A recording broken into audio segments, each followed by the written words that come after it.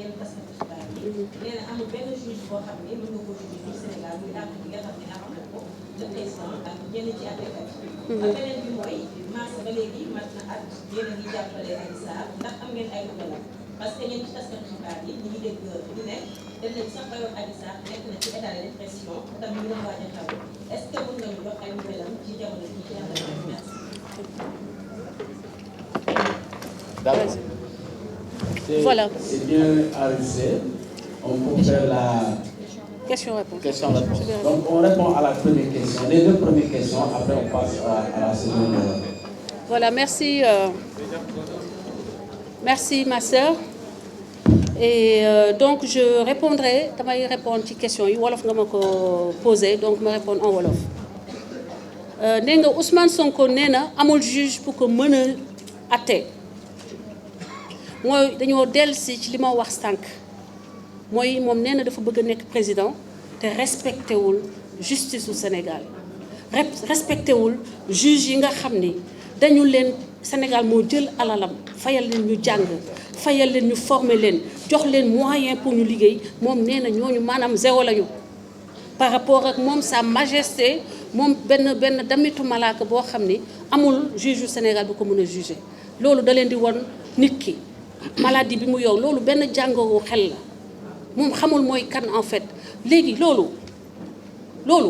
dama koy ne monsieur Sonko yow Ousmane Sonko yow c'est-à-dire yow dangaa xamul sa bopp may tontul juge c'est-à-dire man damay tay yenn saa damay dem ba damay tàyyi sax parce que yow enam ba nga fa duggee ndaare nga génn enam maanaam li nga jàng yow ndaare nga génn yaa mujj yaa nekk ndaare nga génn ndaare ci li nga dekk yow munoo ci nga génn dem amul fuñ la mës a tabb ba nga liggéey at yi nga liggéey yëpp musuñu la maanaam avancé ne la maanaam yow nekkal directeur ndax dangaa xarañ musuta am musuñu la tabb ndax naw la ci sa njàmbaarte ci sa domaine nga ne léegi yow mënoo fa nga jàng def fa xawma presque 10 ans d'études nga nul am fa nekk fa nulaar nga bëgg mbiru justice nag léegi yow yaay wax experts yi lan la ñuy def ak nan la ñuy doxalee c'est pas une jaaxalu leen nañu waxante dëgg yenn yi xel bi c'est simple le monsieur il est dans une c'est-à-dire mënatul xam moom xamatul mooy kan loolu jàngoo xel la mais yow boo fekkee ne la nga def 10 ans jàng ko mënoo fa xarañ masta la nga xam ne ñeneen dañ fa jàng 10 ans ñëpp xàmmee leen ràññee leen ñu am fa ay avancement ba ñu am ñu nommé ko nekk ne ko yow yaay procureur kooku dañ koo tabb ndax ràññee ko ci xarañteem ak njàmbaarteem yow Ousmane Sonko fa nga jotoon a nekk sax yàgg fa mosuñu laa tabb amoo fa benn ndombal tànk donc yow tuuti nga pour di wax Sénégal que amuñu juge bu la mën a juger parce que doo leneen lu dul benn sénégalais simple d'accord benn sénégalais simple bu bàyyi ay jabaram këram di taxawaaru di lambari ba dem ci ab jacuzzi sotti fa yalwaan ba ko militant ya dajaloo yëpp mu ne nag loolu du taxaw lijjanti ko ak ay militant da koy xëpp président de la république Ousmane Sonko ñun dofuñu diine jàppalu juge ba lay juger xoolal ka mujjee génn enam ka mujjee génn ci seen kuréel yi ñu leen di former sax buñ ko tegee bu juger la man sax buñ ma tegee ma juger la te dangay taxaw ñu juger la par force. Il faut respecter les Sénégalais parce que nous avons quand même des écoles suñu écoles yi dañoo nekk des écoles respectées nous sommes respectés de par le monde doomu sénégalais bu ne da nga war a di yëkkati drapeau Sénégal ca kaw drapeau bi da nga ko war di yëkkati ca kaw a kaw waaye saa yoo génnee yaa ngi piétiner le Sénégal yaa ngi piétiner suñu ce que nous avons de meilleur alors que tu n'as jamais démontré être excellent quelque part à part dans la manipulation. maa ngi jéggalu madame deuxième question bi ndax am nañu ay nouvelles Adji Sarr je vous avoue s'il vous plaît que ba may ñëw nii sax maa ngi wax ak moom naan ko est-ce que doo ñu defal surprise nga ñëw loolu man sama bëgg-bëgg la dama bëggoon rek mu ñëw defal leen surprise mais bien sûr que c'est pas possible pour des raisons de sécurité évidentes, n'est-ce pas? Donc Adji Sarr mu ngi nekk ci jàmm. Semaine passée dem naa seeti ko man Abdou Nguer Fatou Thiam ñu toog waxtaan ak moom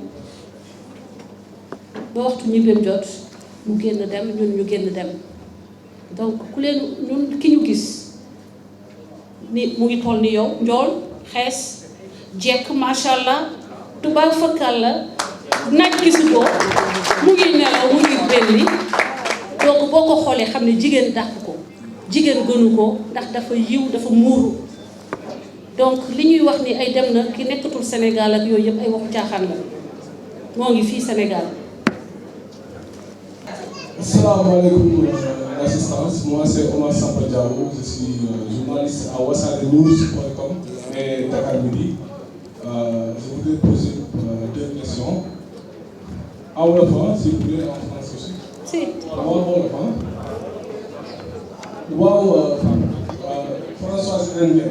ñu ngi lay ziar di leen jox sa wàccuwaay. Man la Omar Samba Diao. Je suis si doo mën wax man maa nekk le premier journaliste qui a visité le salon Sweet Beauté. N'est-ce pas?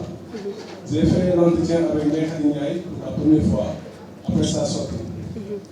Waaw depuis un certain temps moom génn na wax ak journaliste yi Ousmane Sonko def na ko démb ak journaliste sénégalais yi ak Adji Sarr seetlu nañ dafa dem France Monde, Le Figaro, RFI ak yeneen scène internationale jël ko mais bi ñu ko jëlee ba pare yamuñu foofu dañoo sponsorisé page yëpp dañoo sponsorisé seen kii bi article dañu ko sponsorisé fépp. Ok. maanaam dañoo fay xaalis pour def publicité. Ah yow ok, continuez votre question. waaw mais damay laaj loolu lan moo ko waral tout à français ñëw duggee si noonu bay jël xaalis sponsorisé benn article sur mesure laay wax parce que man def naa article de communication damay def article de presse damay def lépp mais du la def article sur mesure pour sponsorisé ko mu wax lu ma neex amul yenn question yi yoo xam ne question finale yoo xam ne Sénégalais ñu ko doon xaar pour xam ko Ousmane Sonko moo tax démb bu ñu génnee nee na moom à partir de maintenant dootul wax ak benn journaliste tubaab RFI en l'occurrence RFI TV5 Monde ak yeneen seen. D'accord. yow gis naa ni ay journalistes sénégalais dañuy invité RFI invité France 24 invité yeneen seen yi. waaw mooy laaj loolu lan moo ko waral lu tax France duggee si noonu. D'accord. waaw. Merci monsieur. Question très intéressante. On répond à cette question. Je réponds. Voilà, monsieur Diallo. Monsieur Diao de Wassare. Vous savez que yàgg naa ci réseaux sociaux. Article bu ñu sponsorisé. Damay ñëw ci donc ce premier point. Après, vous dites que France, RFI, dañoo sponsorisé article bi. Yow, quel moyen avez-vous de savoir que cet article a été sponsorisé? Non. Xam nga non parce que réseaux sociaux nga gisee article yi. Waaw parce que man damay yor ay page xam ngeen ni yàgg naa ci mbir yi. Article bu ñu sponsorisé Facebook du bind sponsorisé. Déglu ma bu baax dama lay expliquer rek. S'il vous plaît. Maintenant je vous réponds.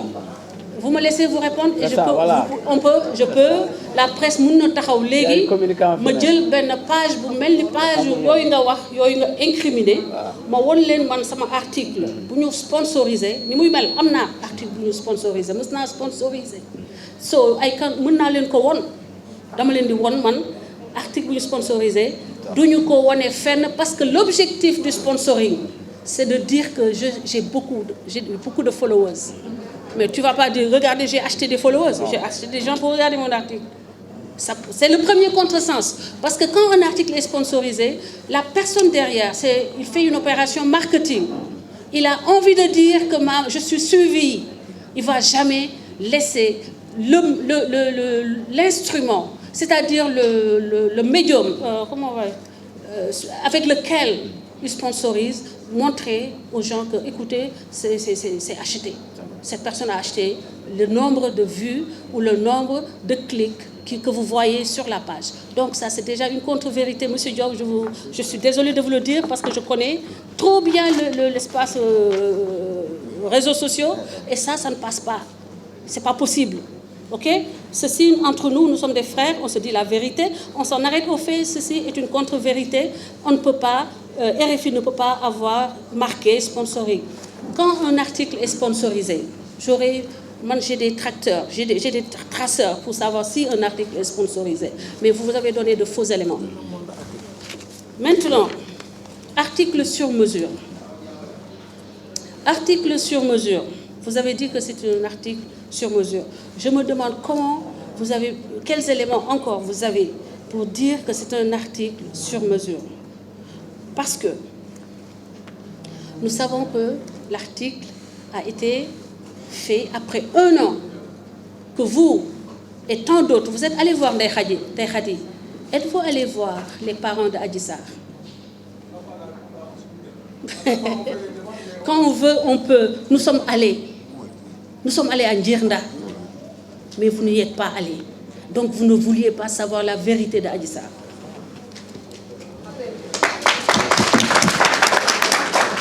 Am ay armée yu toog di ma saaga di saaga samay doom di saaga samay waajur di saaga samay militants à longueur de journée ba ma mujjee dërkiis safatuma léegi nag xam naa nag lan lay def ci doomu aadama ba ma ko gisee ñu koy def xale bi man ma jël place u xale bi xeexal ko parce que avec le temps j'ai moi-même des militants une armée et des followers qui croient en moi qui savent que awma lu may ragaluma Ousmane Sonko lijjantiwuma Ousmane Sonko lu mu teg xam naa lan la xam naa nan lay xeex ak moom ragaluma saaga yi parce que sénégalais saaga yi lañu ragal dafa xooxatal journaliste yu bëri ba ñemeetuñu wax. Dieu a fait que damaa mujjee dërkiis xam nga lu dërkiis du ni damaa koy attaqué de damay xeexal ñamuy attaqué y compris Adji Sarr parce que man sama wàllu wees na ñoom xam nañu ne mënuluñu ma dara ña nga xam ne nag ñoom lay xoxatal pour influencer nit ñi di ko ragal man ñooñu laa taxaw di dooleel ñu am fit ñu garantie ñoom seen droit de réponse seen droit à s'exprimer seen droit à dire que nous ne voulons pas de toi Ousmane Sonko et nous avons le droit de le dire. Il n'est pas dit qu'aujourd'hui sénégalais amul droit wax ni tànnuma Ousmane Sonko ànduma ak Ousmane Sonko mu bëgg a nekk crime ci biir réew mi. Ousmane Sonko mooy kan? Président de la République qui a l'armée, la police, toutes les forces dañ koy wax ni bëgguñu moom mu ne moom bu waxee waaw ñëpp dañu ne waaw fuñ ko teg bañuma ko jikkoom laa bañ.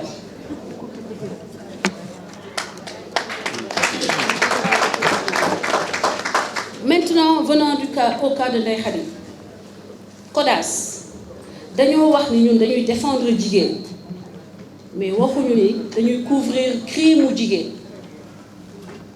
On défend les femmes mais nous ne couvrons pas les crimes des femmes. Ndeye Khady a fait du proxénétisme. Ndeye Khady avait un salon où elle commercialisait, elle vendait du sexe. Je le dis.